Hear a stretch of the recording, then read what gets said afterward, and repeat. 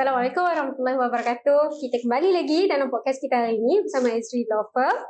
Saya Farisha selaku moderator anda. Dan hari ini kita akan berbincang tentang satu topik. Saya rasa topik ni kita pernah lah menjadi satu perdebatan juga dekat social media. Terutamanya dekat Twitter. Saya yakin pendengar-pendengar sekarang ni memang pernah dengar pasal isu ini. Jadi tajuk podcast kita hari ni adalah dilema anak muda titik bertindih, beli atau sewa.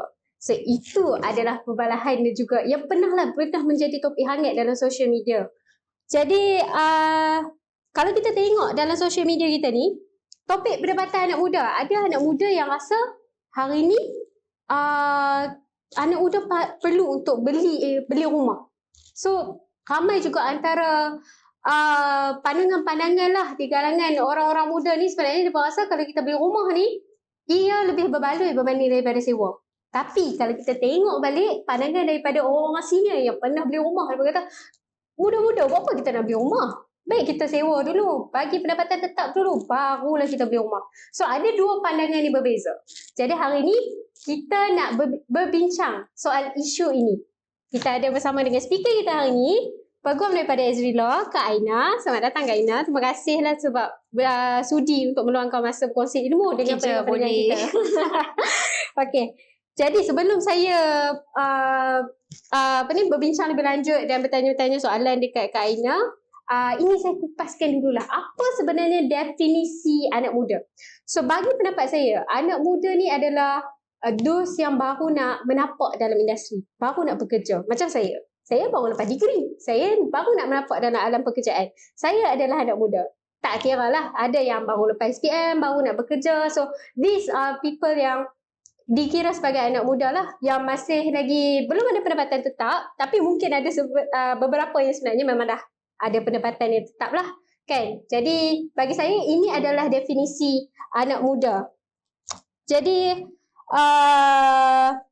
soalan pertama saya daripada saya lah kan, dekat Kak Aina. Soalan pertama, boleh tak Kak Aina terangkan sebenarnya apa sebenarnya beza sewa dan juga beli?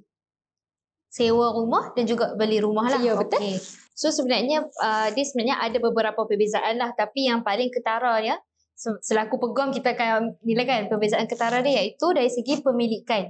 Okay, kalau kata kita sewa rumah ni maksudnya kita menyewa, kita duduk menumpang dekat rumah yang dimiliki oleh perseorangan orang lain lah. Okay, so maksudnya kita bukan owner, kita duduk dekat rumah orang. So basically kita kena faham lah, dah duduk rumah orang ni, of course kita ada limited access lah. Maksudnya macam dah agree nak sewa, owner akan bagi tahu lah ada certain benda yang boleh buat, certain benda yang tak boleh buat lah. Tu maksud definisi sewa, kita menumpang di rumah orang lah dengan syarat ada balasan bayaran sewa. Okay, so kalau kata untuk beli rumah ni maksudnya kita beli rumah lah. Okay, kita dah sign loan apa semua, dah deal dengan lawyer, sebila settle proses beli rumah ni, rumah tu dah jadi pemilikan kita. Kalau kata untuk property yang dah ada hak milik individu atas strata, nama kita berdaftar atas geran rumah tu, kita adalah pemilik. Kalau property yang without title, dia ada dokumen serah hak lah.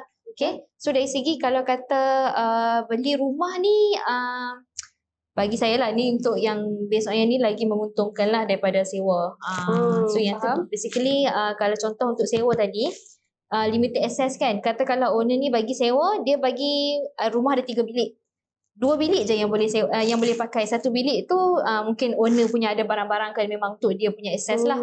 So satu lagi limited access kalau sewa ni macam kita tak boleh buat serta-serta benda lah. Katakan nak cat rumah. Boleh, tapi dengan syarat owner bagi kebenaran. Tapi kalau kata kita punya rumah sendiri, of course kita punya own dream lah, nak buat rumah impian home, sweet home apa semua tu. So kita boleh buat ikut suka kita sebab itu adalah rumah milik kita sendiri. Tu dari segi beza pemilikan lah sewa dengan beli rumah. Okay, berdasarkan apa yang Kak Aina terangkan tadi, apa yang saya faham, kalau kita sewa rumah ni, kita tertakluk lah dengan syarat-syarat tertentu yang sebenarnya ditetapkan oleh tuan rumah tu sendiri. Berbanding kalau kita beli rumah, tu rumah kita, ikut suka hati kita lah, kita nak buat apa pun. Sebab tu adalah rumah kita. Jadi soalan saya, adakah syarat-syarat tadi tu kan, yang macam Kak Aina terangkan, kalau kita sewa rumah kita ada syarat-syarat. Syarat-syarat ni, adakah dia terkandung dalam perjanjian sewa rumah? Okay, so basically kalau untuk perjanjian sewa ni, actually kalau kata nak sewa rumah ke apa, boleh deal dengan mana-mana lawyer lah. Okay, kita pun ada buat, Ezri Law ada buat. Okay, dia ikut, kalau kata kita nak sewa rumah kan, kita mesti dah pergi jumpa dengan owner, semua kita bincang lah, agreed term macam mana. So just make sure semua benda tu termasuk dalam agreement. Dalam agreement sewa tu boleh senaraikan lah apa do's and don'ts yang penyewa boleh buat, apa yang owner benarkan, apa semua, supaya tak berlaku masalah kelak lah. Kalau kata agreement mulut je kadang susah lah. So make sure ada hitam putih lah. Boleh masukkan dalam agreement. Faham? Jadi sebenarnya penting lah kepada anda, kalau anda nak sewa rumah, make sure anda sebenarnya ada hitam putih tu. Sebab if anything happens, betul Kak Ina? If anything happens, at least kita ada proof lah, kata ada syarat-syarat tertentu dalam perjanjian sewa rumah tu. Okay, soalan kedua Kak Ina. Bagi pendapat Kak Ina sendiri, dah berbalik kepada topik asal kita kan. Okay. Kita kan nak bincang, perlu ke anak muda ni, dia nak beli rumah dulu ke, dia nak sewa rumah dulu. Okay. Adakah Kak Ina akan sarankan anak-anak muda ni untuk sewa rumah dulu ke ataupun untuk beli rumah dulu? Bagi pendapat Kak Ina sendirilah. Okay, so untuk jawab soalan ni, first of all disclaimer, yang ni pendapat saya sebab lain orang lain pendapat lah. Sebab basically kalau tanya dari segi sewa beli ni, it depends sebenarnya. Ni jawapan favourite lawyer-lawyer lah, it depends. Tapi untuk situasi sekarang ni memang dia depends lah, sebab dia ikut kita punya tahap kemampuan dan juga tahap kemahuan kita lah. Sebab kalau kata nak ikut trend sangat, oh member beli rumah, kita pun nak beli rumah. Tengok gaji member besar, gaji kita tak berapa ni. So like jangan terlampau ikut trend, sebab kalau kata once dah beli rumah, dia adalah komitmen. Kita terikat dengan loan 35 tahun lah contoh kan. So kalau kata jadi apa-apa, siapa yang nak tanggung? Kita juga. Yang nak bayar kita, yang nak tanggung pun kita. So basically yang tu jawapan ni sebab saya kata it depends kan. So kita akan tengok situasi lah. Okay, so kalau kata macam situasi ni, anak muda kita faham macam Farisha cakap tadi, baru nak menapak dalam dunia pekerjaan ni kan. So sebenarnya kalau macam anak muda ni kita faham baru start kerja, gaji pun mungkin starting gaji lah. Okay, so lagi pun dah baru start kerja, kita tak tahu lagi kita sebenarnya nak menetap dekat mana, nak settle down dekat mana nanti. So kalau consider untuk situation ni, bagi saya, pendapat saya, it's better sewa daripada beli. Okay, yang di pendapat saya lah, sebab katakanlah kita baru kerja setahun dua. Lepas tu mungkin tahun lepas, tahun ketiga kita akan dapat offer yang lagi better, kita nak pindah ke sana ke sini.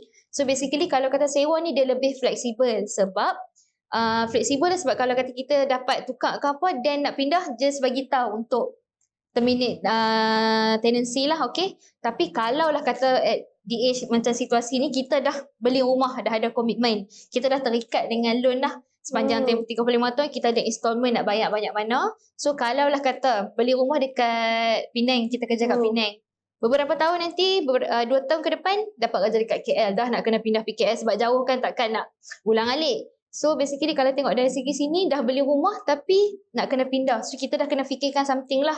As owner rumah tu, kita kena buat sewa rumah tu supaya nak support kita punya nak bayar installment, ataupun kita boleh fikir untuk jual. Tapi kalau nak jual rumah ni, satulah, kalau kita baru beli 2 tahun, 3 tahun, kita takluk kepada cukai keuntungan harta tanah. Yang tu kena aware lah. So it's better kalau kata ni, kita nak kena sewa lah dekat siapa-siapa, sebab kita nak tanggung kita punya pembiayaan tu.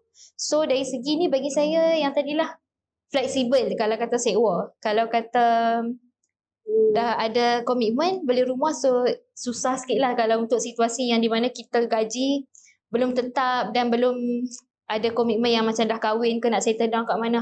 Okay, saya faham. Berdasarkan apa yang Kak Ina cakap tadi, basically perbezaan antara jual ataupun sewa rumah ni, salah satunya adalah flexibility. Dan bergantung jugalah kepada kesiapsediaan orang tersebut. Bergantung kepada individu. Tapi Kak Ina, katakanlah saya menyewa rumah, tapi of course lah kan, dalam perjanjian jual sewa rumah tu. Okay. Dalam perjanjian sewa rumah tu mesti ada duration lah. Contoh saya buat kontrak 1 tahun dengan tuan rumah kan. Tapi lepas 3 bulan saya duduk rumah tu, saya sewa rumah, saya terus nak pergi dapat kerja kat KL. Okay, so saya kena terminate kan ada perjanjian tu tadi. Jadi saya tertanyalah, adakah kalau saya terminate macam tu, adakah ada sebarang penalty yang akan dikenakan terhadap saya? Okay, so kalau macam saya cakap tadi jugalah, it's important untuk ada tenancy agreement sebab everything semua dah listed dalam tu. So kalau kata agreement agreed, 1 tahun sewa. Tapi lepas 3-4 bulan, tenant dah nak keluar lah. So basically, tenant kena bayar deposit lah. Okay, deposit dekat owner lah. So basically selalunya penalti dia berbentuk deposit tu dia burn. Deposit tu forfeited dekat owner lah sebab sebab janji untuk setahun tapi sewa sekejap je sebab actually susah juga owner untuk cari penyewa baru. Yang tu dia punya ni lah, tapi make sure benda tu ada dalam agreement lah. Okay. Jadi berdasarkan apa yang Kak Aina jelaskan tadi, penting ya untuk anda sebenarnya ada perjanjian sewa. Kalau anda sewa rumah, kena ada perjanjian sewa dan anda kena make sure anda baca sebenarnya apa penalti yang akan dikenakan kalau anda langgar perjanjian tu. Sebab ni akan memberi kesan lah kepada anda. Sekiranya ada macam tadi Kak Aina cakap, deposit burn dan sebagainya. Ada ke kena bayar tambahan ke? Jadi anda kena make sure anda baca betul-betul perjanjian sewa. Jadi sebelum kita bergerak ke soalan seterusnya, kita tamatkan dulu segmen pertama ini. Kita berjumpa di segmen kedua. Hi, my name is Nur Zulaika. I'm the head corporate communication in Azri Law Firm. So what I do basically is to oversee the firm's communication and public relation matter at a corporate level. Other than that, it's also to focus in terms of developing the internal and also external communication strategies for the firm. I will also have to ensure all the information are structured, well-mannered, and also consistent. Besides that, we also have to focus in terms of relaying the positive message and increase brand awareness for the firm.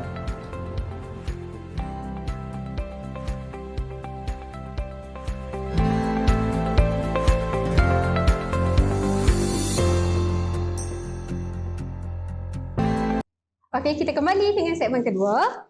Okey, segmen kedua hari ni masih lagi topik yang sama. Kita nak cakap tentang anak muda ni dalam dilema beli atau sewa. So kita ada Kak Aina masih lagi akan memberi jawapan-jawapan yang bernas dan tips-tips and tricks kepada anak muda kita, nasihat-nasihat untuk kita dengar lah, kita nak beli ke, kita nak sewa. Jadi soalan yang seterusnya Kak Aina, macam mana pula kalau dalam situasi yang anak muda sebenarnya sekarang ni dia dah kerja tetap dah. Tadi kan Kak Aina cakap kita kena mengukur di badan sendiri, betul? So anak muda yang dah kerja tetap ni dah memang dah maintain dah dapat gaji ni semua. Betul lah, sebab generasi sekarang ni lain. Sekarang muda-muda pun dah duit banyak, dah duit berkepul kan. So daripada semua dah bersedia untuk settle down ni, adakah Kak Aina sarankan mereka untuk beli rumah? Untuk jawab soalan Farisha yang ni, tadi situasi lain kan, yang ni situasi dah stable, tadi tak stable kan. So kalau untuk situasi ni, tadi saya suggest kalau yang untuk baru bekerja ni mungkin it's better to sewa daripada belilah. So kalau kata untuk situasi yang sekarang ni, walaupun dia muda tapi pendapatan dah tetap dan mungkin dia dah berkahwin dan dah pilih tempat yang betul-betul untuk settle down lah. So kalau situasi macam ni, based on saya punya pendapat lah, it's better to beli rumah sendiri. Sebab kalau kita tengok, kalau beli rumah ni selalunya ada 2 option lah. Beli cash ataupun beli loan. Selalunya kita akan second option lah, beli rumah guna loan bank lah. Sebab bukan semua ada cash yang banyak beratus-ratus ribu untuk duit turun pada langit kan nak beli rumah.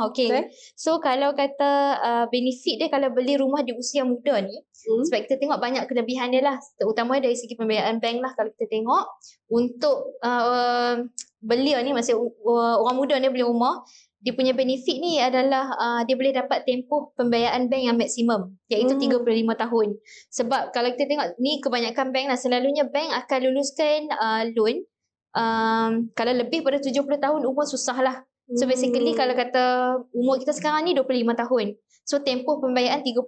So di usia 60 tahun kita dah settle lah. Bukan apa, sebab bila usia dah makin meningkat, kita tak mau lah ada hutang lagi kat bawah apa semua kan. So kita nak settle semualah. So basically kalau buat loan muda, beli rumah muda, so insyaAllah boleh dapat pembiayaan full lah 35 tahun tu. So ada ample time lah. So second point saya, kalau tadi kata dapat tempoh pembiayaan maksimum kan. So dia punya benefit pula, kalau kata dapat 35 tahun tu, kita punya installment pun akan berkurang lah. So kurang sikit lah beban nak buat bayaran tiap-tiap bulan. Sebab katakanlah kita beli rumah waktu umur 40 tahun.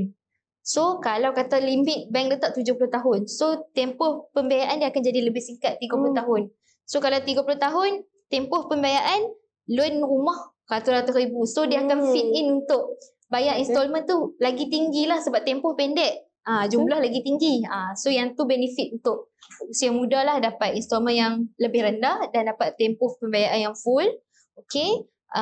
Lepas tu satu lagi, yang ni dari segi pembiayaan jugalah, sebab saya lebih fokus kepada pembelian rumah guna loan, sebab cash ni jarang lah, tapi ada yang mampu untuk beli cash lah. Mungkin ke depan kita pun akan mampu satu hari nanti. Amin. Okay. So kalau kata untuk orang muda ni, satu, loan senang lulus. Sebab apa? Sebab bila kita waktu muda ni kita tak banyak komitmen. So bila kita tak banyak komitmen, credit score kita cantik, bank tengok dia ni mampu untuk bayar apa semua. So basically loan dia senang lulus lah. So yang tu benefit, bila loan senang lulus, senang lah nak beli rumah. Deposit pun tak payah nak fork up. Banyak lah, sebab kalau dapat full loan lagi cantik lah. Okay. So yang tu lah satu lagi point yang saya nak add, kelebihan untuk beli rumah waktu muda ni. Orang muda kan beli rumah, dah ada rumah, dah ada property. So dia up kita punya status. Parisha faham tak up status tu macam mana? Saya perlukan ulasan lebih lanjut. Okay, up status ni maksudnya ni terutamanya kepada anak muda lelaki lah. Okay, up status ni maksudnya katalah kita dah beli rumah, sebab orang loan ni banyak fikiran dia, muda-muda dah ada rumah, so macam wow factor lah. So actually macam tu lah, dah ada rumah, so senang nak cari pasangan hidup. Bagi tahu saya dah ada rumah, nak kahwin dengan saya dah. Macam tu. So basically dia up kita punya status. So salah satu benefit juga ada rumah di waktu usia muda, tapi dengan syarat ukur baju di badan sendiri. Tengok dulu layak atau tak lah, takut nanti sakit pula nak bayar. Betul, saya setuju apa yang Kak Ina cakap tadi. Sebab dah mampu kan. So beli je rumah. Okey. Jadi kepada anak-anak muda yang berjantina lelaki, anda kena ingat kalau anda ada rumah di usia yang muda, anda telah upkan status anda. Bukan saya cakap, Kak Ina cakap anda mungkin laku ya di antara para gadis di luar sana. Jadi tapi sebelum anda nak beli rumah, anda kena ingatlah, kita macam biasa ikut ukur baju di badan sendiri. Ikut kemampuan kalau kita. anda mampu, anda dah maintain dah, anda memang dapat pendapatan yang tetap, anda memang bersedia untuk mempunyai komitmen, tak ada masalah, go for it, beli rumah. Gitu kan. Jadi seterusnya Kak Ina, Okay. ada juga antara kita ni kata kalau kita beli rumah ni dekat waktu usia muda ni, dia boleh jadi satu pelaburan. Banyaklah kita dengar kan, dos yang pakar dalam pelaburan ni, dia akan cakap kalau kita beli rumah ni takkan pernah rugi. Kita takkan rugi beli rumah. Sebab apa? Sebab dia adalah pelaburan yang jangka masa panjang. So bagi pendapat Kak Ina, betul ke statement ni Kak Ina? Okay, bagi saya lah, okay. Beli rumah ni salah satu lah, maknanya ada banyak lagi method yang boleh untuk pelaburan. Dan salah satu ni lah investment dengan beli rumah. Sebab apa? Sebab main factor dia, sebab ke depan kita tengok harga rumah akan makin naik. So bayangkan kalau kita tak beli sekarang, rumah teres sekarang pun harga ke depan lagi akan meningkat lah. So basically kalau kita beli rumah di usia muda untuk buat investment, katakanlah kita beli sekarang rumah 200 plus macam tu.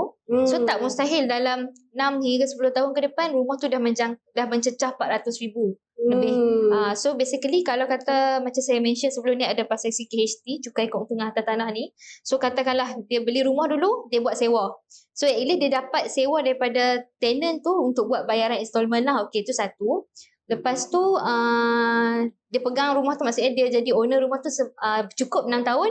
Lepas tu buat penjualan rumah tersebut. So basically daripada hasil duit jualan rumah yang dia beli beberapa tahun yang dulu untuk buat investment ni, so dia dah boleh tak dikenakan cukai. Satu, lepas tu duit yang hasil jualan tu boleh digunakan untuk pembelian rumah yang barulah, which is mungkin rumah yang dia nak beli yang second ni, rumah yang dia betul-betul nak settle down, rumah yang lagi cantik, lagi mahal, lagi mantap lah. Sebab tu at least dia boleh, mungkin waktu tu gaji dah lebih tinggi, kita dapat hasil jualan rumah, so boleh top up kos-kos yang mana ni lah. So basically benda tu menguntungkan. Sebab tu kita cakap beli rumah waktu usia muda ni dia pelaburan jangka masa panjang lah. Tapi jangan expect beli rumah 2-3 minggu okay boleh dapat untung lah, sebab dia ambil masa yang lama lah untuk growth kita punya property tu. Jadi kiranya kalau kita beli rumah ni waktu usia muda, memang betul lah dia adalah satu pelaburan jangka masa panjang lah. Dia menguntungkan. Bermaksud mungkin macam Kak Ina cakap, kita beli hari ni 4-5 tahun akan datang, mungkin kita akan dapat berganda-ganda lah 100,000 plus daripada harga asal yang kita beli dulu. So tu adalah satu perkara yang bijak, sebab kita dapat kita dapat extra cash untuk beli apa cash yang ada ke depan lagi lah. Itu adalah, kiranya betul lah, itu adalah satu pelaburan. Tapi Kak Ina, saya tertanya-tanya, adakah kemungkinan bahawa properti yang kita beli hari ni mungkin pada masa akan datang 4-5 tahun atau 10 tahun akan datang, dia punya harga dia tu, dia punya market value lah kita panggil kan, nilai pasaran dia boleh drop, dia jatuh. Okay. So tipulah kalau saya cakap. So market value rumah ni sentiasa naik. Actually ada juga dia punya downside dia lah. Okay. Sebab bayangkan kalau kata Farisha dulu beli rumah, beli dekat rumah yang kawasan pedalaman Hulu ke apa kan, waktu tu mungkin ada orang kawasan tu quite okay, tapi ke depan kita tak tahu. Lepas 10 tahun ke apa, mungkin kawasan tu dah jadi kawasan yang ditinggalkan apa semua kan. So waktu tu kalau kata kita nak jual rumah, dan market value dia tak tinggi lah. So kalau kata nak jual tapi pembeli tak ada, so terpaksa kurangkan harga dengan agak banyak supaya dapat pembeli. So basically ada je possibility yang akan turun. Faham? Tak semestinya dia akan makin lama makin naik. Jadi kiranya sebelum kita nak beli rumah tu, apa yang kita kena fikirlah sebelum kita beli rumah, adakah fasiliti-fasiliti lengkap dekat kawasan sekitar, betul? Betul. Katakanlah, saya bagi pendapat saya lah, kalau kita beli satu rumah, di sekelilingnya ada fasiliti yang lengkap. So harga rumah tu mungkinlah di masa akan datang, harga rumah tu akan meningkat. Tapi kalau kita beli dekat kawasan yang hulu, yang memang tak ada orang duduk pun, tiba-tiba kita yang pergi beli rumah situ tak tahu siapa. Lepas tu bila kita nak jual, tak ada orang nak beli. So kita terpaksa dropkan harga. So bila kita dropkan harga tu lah yang kita akan mengalami kerugian lah basically. So sebelum anda nak beli rumah untuk dijadikan pelaburan, again kita bercakap soal dalam konteks pelaburan. Kita kena fikir dulu, apa sebenarnya faktor-faktor tertentu lah sebelum kita beli rumah ni. Kalau adakah ia akan menguntungkan kita di masa hadapan? Jadi ini adalah salah satu faktor yang perlu untuk kita. Faktor tadi tu saya tambah macam faktor yang perlu ambil kira tadi, satulah dari segi situation rumah tu sendiri lah. Location dia dekat dengan facility ke apa, dekat university, dekat mall ke dekat hospital, everything yang access senang lah untuk public. Then lepas tu satu lagi tengok dari segi kawasan tu juga. Kalau kita tengok kawasan macam tu lah, kita punya target tenant ke apa, katakan situ kawasan university. So basically tenant, banyaklah student yang akan ni untuk jadi tenant. Okay, so satu lagi dari segi kita kena semak juga status tanah tersebut. Sebab tanah ni dia ada status lah, sama ada bumi dan bumi ataupun kadang-kadang ada Rizal Melayu. So kalau lah kata kita beli yang rumah ni lot bumi, tapi kat kawasan tu banyak yang bukan bumi putra. So kadang-kadang susah sikit lah sama ada nak jual apa semua tu. So basically benda tu kena ambil kena kira-kira faktor tu lah sebelum kita beli rumah. Tu adalah antara faktor-faktor yang perlu. Banyak lagi sebenarnya, tapi yang tu antara je lah. Ya, betul. Setuju? Okey. Sebelum kita teruskan dengan soalan seterusnya, kita dah tamatkan, kita akan tamatkan segmen kedua kita ni. Kita akan berjumpa kembali dalam segmen yang ketiga. Okey, Assalamualaikum. Saya Puan Madiani binti Abdul Mana dari Finance Department Ezri Law Firm.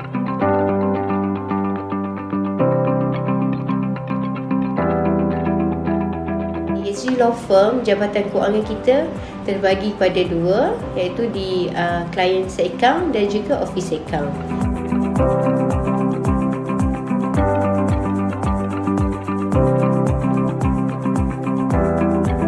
Okay, di Ezri Law Firm kita mempunyai SOP tersendiri yang mana dia merupakan satu rujukan dan panduan dalam kita melakukan kerja-kerja harian.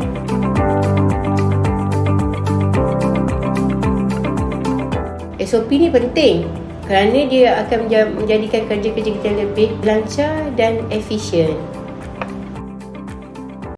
Kita kembali lagi, kita sambung dengan segmen ketiga kita. Dengan Kak Ina, masih lagi dalam topik yang sama, dilema anak muda, beli ataupun sewa. So, soalan yang seterusnya Kak Ina. Memandangkan Kak Ina tadi kan, Kak Ina cakap, better lah anak muda ni kita belilah rumah, kita buat pelaburan. Kan? Kalau lah kita ni memang dah ada pendapatan yang tetap, again. Dengar yang tu tadi. Ya, yang tu kena penting. Kita ada pendapatan yang tetap, belilah rumah, kita jadikanlah pelaburan. Sebab it could go wrong, but most probably not. So, jadi apa sebenarnya Kak Ina, apa tips and tricks daripada Kak Ina sendiri untuklah kita, Kak Ina titip kalau ni anak-anak muda sekarang ni Kak Ina, oi. Saya pun masih muda. Kak Ina muda. Betul lah nak. Yang lebih muda. Yang lebih muda, okey, saya faham. Okey, kalau macam dia tak adalah macam tips sangat. Actually tips ni banyak sebenarnya sebab kalau kita kita ni rajin dengar talk-talk yang agent bagi apa semua kan. So basically dekat YouTube pun banyak video yang tips untuk buat investment ke, untuk beli rumah ke apa, boleh tengok lah. Tapi yang ni bagi saya antara yang paling penting, macam yang awal-awal tadi dah sebut, tahap kemampuan dan kemahuan kita. So, yang penting ni kemampuan lah, yang macam ukur baju di badan sendiri tadi tu. Okay, basically nak cakap kalau kata kita ni nak beli rumah, tak kisahlah untuk investment ataupun nak duduk kat situ kan. So basically kita kena tengok DSR. Biasa dengar tak DSR? Oh, yang tu saya tak pernah dengar lagi dia sah. Dia debt service ratio. Dalam bahasa Melayu dia nisbah khidmat. Saya pun tak ingat lah. Betul dia macam tu lah, sebab kita nak DSR ni basically ada satu formula yang selalunya bank akan guna untuk tengok kita ni layak atau tak nak dapat pembiayaan banyak tu ke apa semua kan, sebab dia tengok tahap kemampuan kita untuk bayar balik loan yang dia orang bagi tu. Tapi actually tak perlu tunggu bank kira. Kita pun boleh kira sendiri sebab kiraan dia simple, boleh buat kiraan manual sendiri, tulis tangan, pakai kalkulator semua, ataupun kalkulator online pun ada. DSR calculator boleh search saja, isi kita punya komitmen lah apa semua detail seperti yang diminta, dan boleh dapat kita punya peratusan DSR tu. Okay, dia actually cara kira dia simple je. Kalau kita tengok kita punya total komitmen, ada katakan loan kereta, nak bayar PTPTN, lepas tu katakanlah dia ni dah nak kahwin, ada ambil personal loan. Okay, so 3 benda ni dia punya total commitment. Lepas tu bahagikan dengan kita punya gaji bersih. Gaji bersih kita ni maksudnya gaji yang dah tolak lah, EPF, SOCSO semua tu, darabkan dengan 100. So kita akan dapat persen lah. So katakanlah dah kira untuk dia ni dapat 50%. So basically DSR yang bank akan tengok dia, kalau 40, 50 hingga ke 60 ni adalah DSR yang cantik lah. Maksudnya dia tengok dia ni mampu untuk bayar balik. Sebab kalau kata makin tinggi dia punya peratusan, nampak dia macam banyak sangat komitmen dan tak mampu untuk bayar dengan dia punya kadar gaji lah. So basically boleh buat kiraan DSR ni sendiri, nak tengok tahap kemampuan kita. Tu tips ni lah, kena kira dulu sebab jangan duk ikut trend sangat apa semua, tak tengok apa semua, tiba-tiba last kali kita juga yang rugi. Sebab kena take note lah, sebab kalau kata kita tak mampu nak bayar loan, kalau kata loan rumah ni, biasalah bank akan ambil macam-macam legal action lah. So kita tak mahu berlaku benda tu. So kita kira dulu kemampuan kita macam mana. Okay, tu first point. Second, kalau kata tips nak apa tadi, nak beli rumah. Betul. Okay, nak beli rumah untuk orang muda ni, satu, boleh consult dengan ejen hartanah. Kalau kita tengok sekarang ni banyak sangat ejen hartanah yang ada. So basically kita boleh je dapatkan contact number, just contact dia orang. Dia orang memang akan layan lah, okay. So boleh je minta sesi untuk consultation bersama ejen-ejen ni untuk tengok lah jenis rumah macam mana. Dia orang boleh tengok kita punya kemampuan ke apa, boleh minta nasihat daripada pakar lah ejen hartanah. Okay, so satu lagi, kalau nak beli rumah ni boleh rujuk kepada peguam hartanah, sebab peguam ni basically adalah memang kita provide service untuk itulah consultation kepada klien, nak tengok dari segi legal side pula. Kalau beli rumah ni macam mana, agreement macam mana, apa-apa yang semua benda yang kena ada lah. So basically itulah DSR. Ejen, rujuk kepada ejen dan rujuk kepada peguam hartanah. Sebab peguam boleh advice macam-macam lah kan.